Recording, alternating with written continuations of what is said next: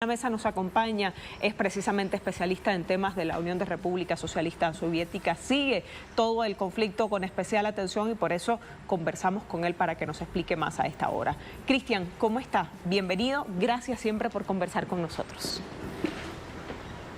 Un placer para mí estar con vos, Janet, y con toda la audiencia de Telesur. Cristian, se impone un análisis general y una primera lectura a estos acontecimientos de las últimas horas en Rusia, a todo lo que ha pasado con el grupo Wagner, la decisión de las autoridades rusas al respecto y, por supuesto, ahora, ¿cómo están las mareas, cómo están las aguas? Cristian.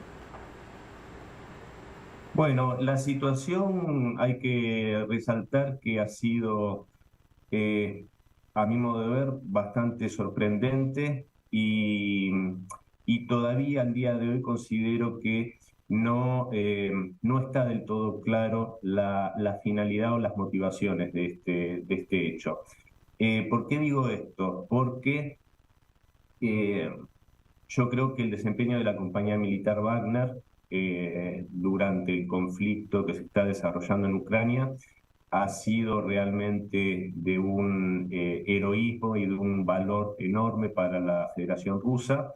Esto pudo verse especialmente en la batalla de Artiomos, de Bakhmut, y, y ese papel central yo no creo, sinceramente, que el liderazgo de esta compañía militar, o sea, Prigozhin, lo tire por la borda de una forma tan, digamos, destemplada.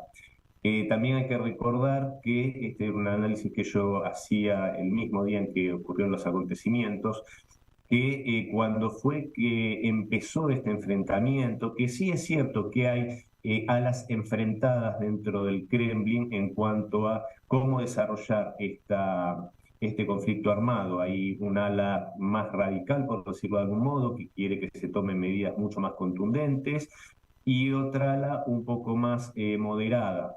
Lo que sí no se discute es el liderazgo del presidente Putin. Estas dos vertientes y lo que tratan, por supuesto, es de eh, llevar adelante o que prevalezca su modo de ver las cosas.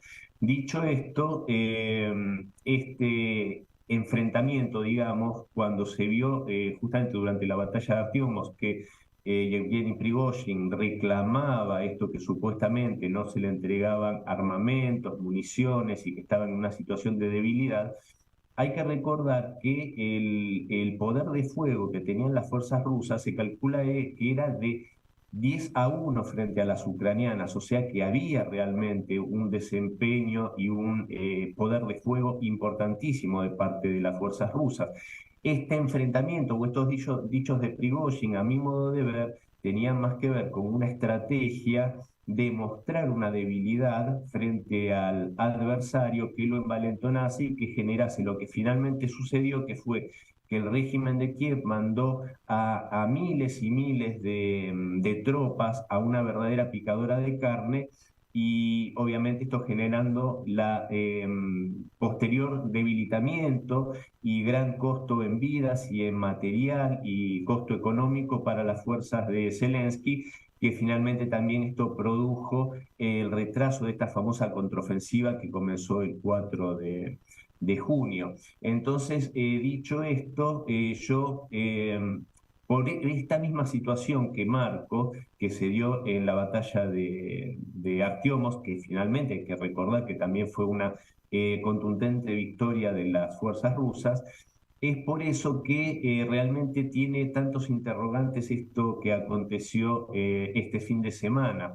Y también la resolución es llamativa, si bien es cierto que por supuesto el presidente Putin prevalece en su pensamiento, justamente no es casual que el partido que lidera se llame Rusia Unida, o sea que, y yo lo he podido comprobar en mis tiempos allá en Rusia, cómo se ha logrado una unidad en cuanto a todo lo que significa Rusia, el pasado de Rusia, tanto el soviético como el imperio y la actual federación.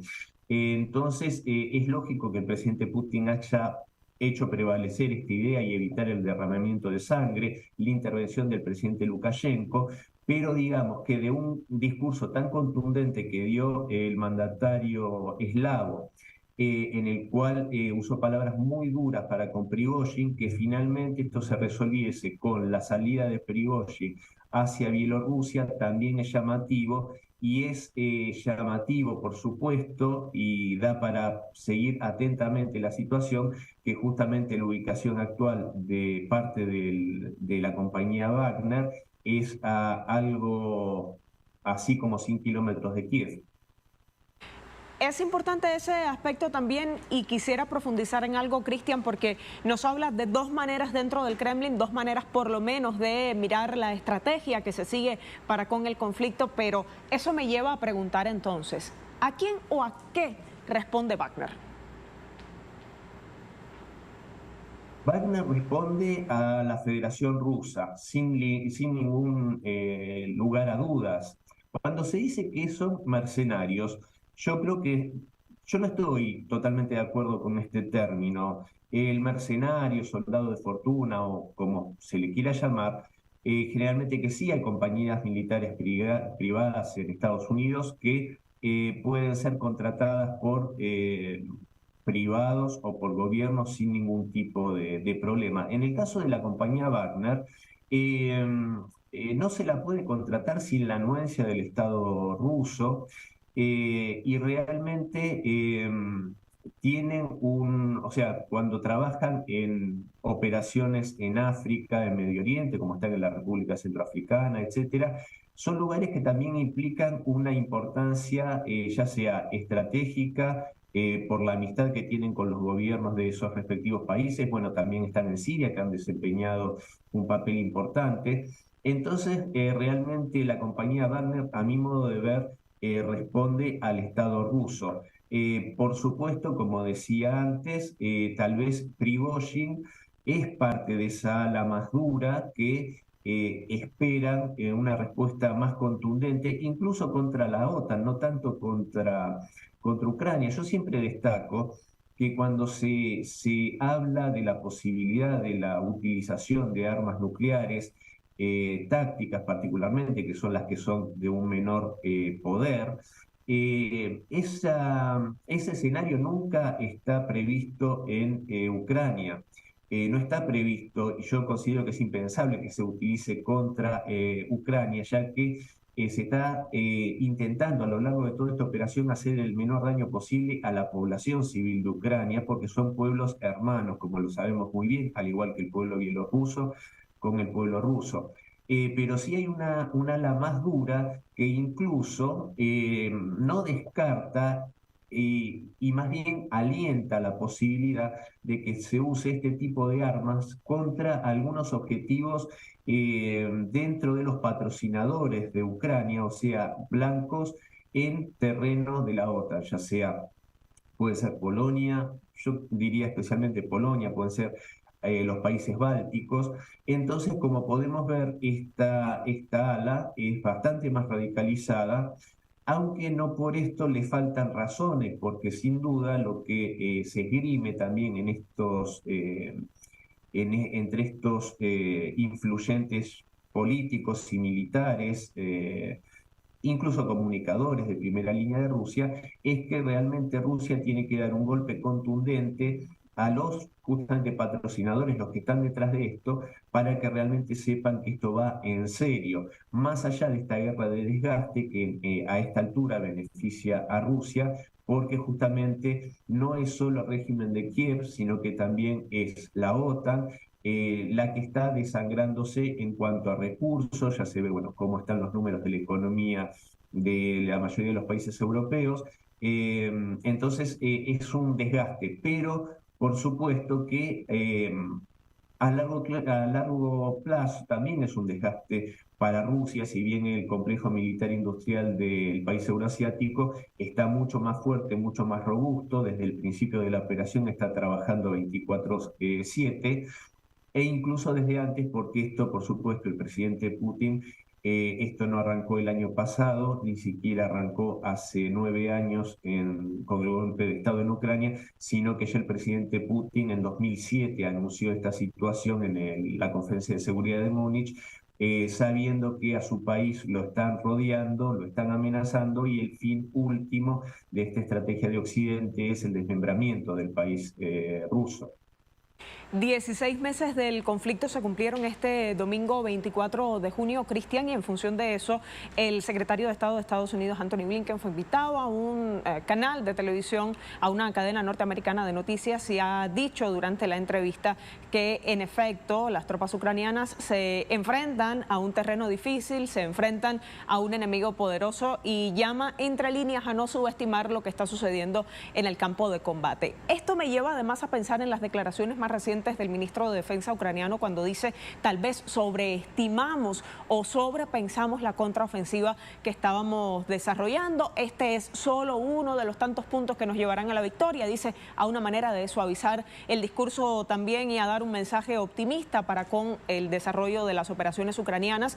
Y ha dicho algo que también considero importante: este año será decisivo para el desempeño de nuestras tropas en el campo de batalla. Le pongo todas estas declaraciones a su consideración, Cristian. Bueno, lo que dijo el ministro de Defensa ucraniano es como un pequeño baño de realidad que se dan, porque por supuesto que yo siempre digo, en estas situaciones lo peor que puede pasar es el voluntarismo, ¿no? Que uno crea que va a suceder lo que desea que suceda. Creo que esto le sucede un poco a Ucrania y a sus patrocinadores. Tampoco hay que olvidar algo que es central en este sentido y es la profunda corrupción que hay en el gobierno ucraniano y en general diría en prácticamente toda la política ucraniana. Pero el caso de este gobierno particularmente es muy escandaloso porque la corrupción le está haciendo en base a la sangre de su pueblo. Hay que recordar que van si no me equivoco, la 11ª movilización. A la gente se la lleva al frente desde los 16 años hasta los 65 años. Es una verdadera carnicería. Y mantener esto tiene que ver con no solo con esta ambición militar que tiene la OTAN de destruir, hacer una guerra contra Rusia a través de Ucrania, sino también los negocios de corrupción que hay detrás. Hay que recordar que mucho armamento del que es dirigido hacia Ucrania es desviado a grupos insurgentes en África, en Medio Oriente. Incluso se han encontrado estas armas en países latinoamericanos y en países europeos en manos de bandas criminales. Entonces, acá la cúpula militar y política ucraniana está haciendo un enorme negocio con esto. También está haciendo un negocio con esto el complejo militar industrial norteamericano. También lo están haciendo los ejércitos de la OTAN, que en muchos casos se deshacen, venden material obsoleto. Ya se ha visto el desempeño de los tanques Leopard alemanes en esta contraofensiva, que han ardido como fósforos en el campo de batalla, lo que ha llevado también paradójicamente a que el Reino Unido le haya prohibido la utilización de sus tanques Challenger 2 para no caer justamente en este descrédito que tiene que ver con el mercado de las armas, que por supuesto en este tipo de enfrentamientos bélicos también suben o bajan las acciones de las compañías dependiendo del desempeño. Entonces, yo creo que yo lo mencionaba antes, en Bakhmut, en Artiomos, la picadora de carne generó que muchas fuerzas que tendrían o podrían haber sido derivadas a esa contraofensiva perecieran en ese frente, en ese caldero. Eso, por supuesto, retrasó esta contraofensiva que Ucrania tenía que hacerla sí o sí para mostrarle algo a sus patrocinadores y poder seguir recibiendo ese financiamiento. Ya lo dijo Josep Borrell, el representante de Exteriores de la Unión Europea, cuando dijo que esta guerra se podía terminar en 24 horas si ellos dejaban de darle armas a Ucrania. Entonces, para seguir alimentando esto, Ucrania tenía que mostrar algún resultado, trataron de hacerlo. Rusia, si hay algo que, entre otras cosas, hace muy bien, es lo que es las estrategias defensivas escalonadas, como hizo en este caso en toda la zona que está siendo atacado, que pretendió ser atacada, Zaporozhye. y esta ofensiva no llegó ni siquiera a la primera línea defensiva escalonada. Entonces, ante esta situación y que debió ralentizarse y prácticamente suspenderse esta contraofensiva, es que se da este baño de realidad del ministro de Defensa, hace estas declaraciones para justificar justamente este hecho que se detiene. También hay que recordar una cosa que es interesante, y es que el día que sucede esta rebelión, vamos a llamarle, de Yevgeny Prigozhin y parte del grupo Wagner, en ese mismo momento se da un nuevo ataque, un intento de ofensiva por parte de Ucrania, que es repelido, es aplastado por Rusia, es otro fracaso de Ucrania y es contestado con una ofensiva rusa. Yo creo que esto pudo ser también parte de lo positivo que, entre comillas, pudo generar esta rebelión del grupo Wagner, aparte de hacer brotar a ciertos grupos quintacolumnistas dentro de Rusia, dentro de Bielorrusia, que están planificando un golpe de Estado contra Lukashenko. Entonces, qué mejor que aparezcan en la superficie estos grupos para poder ser detectados y neutralizados. En función de eso, por supuesto, estaremos al tanto, Cristian, de todo el desarrollo de estas informaciones, las noticias que se generen. Además, qué bueno que lo menciona también desde Belarus a propósito de las negociaciones y el importante papel que tuvo la diplomacia de ese país en lo que vivimos el sábado, horas tensas para todo el mundo, podría decirse. Gracias, Cristian, por estar con nosotros. Gracias a vos, Janet, y a toda la audiencia. Un abrazo grande. Siempre es un placer. Enviamos un abrazo también para usted, Cristian.